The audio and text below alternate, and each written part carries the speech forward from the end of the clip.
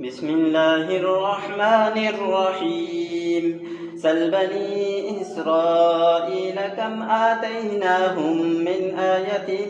بينة ومن يبدل نعمة الله من بعد ما جاءته فإن الله شديد العقاب زين للذين كفروا الحياة الدنيا ويسخرون من الذين آمنوا والذين اتقوا فوقهم يوم القيامة والله يرزق من يشاء بغير حساب كان الناس أمة واحدة فبعث الله النبيين مبشرين ومنذرين وأنزل معهم الكتاب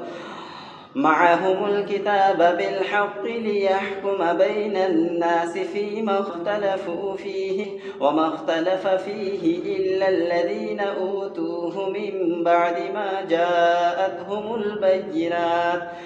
جاءتهم البينات بغيا بينهم فهدى الله الذين آمنوا لما اختلفوا فيه من الحق بإذنه والله يهدي من يشاء إلى صراط مستقيم أم حسبتم أن تدخلوا الجنة ولما يأتكم مثل الذين خلوا من قبلكم مستهم البأساء والضراء وزلزلوا حتى يقول الرسول والذين آمنوا معه متى نصر الله ألا إن نصر الله قريب يسألونك ماذا ينفقون قل ما أنفقتم من خير فللوالدين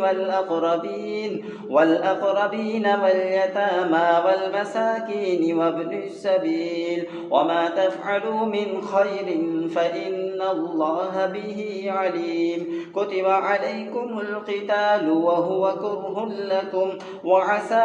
أن تكرهوا شيئا وهو خير لكم وعسى أن تحبوا شيئا وهو شر لكم والله يعلم وأنتم لا تعلمون. Suratul Baqarah, ruku number 26 complete.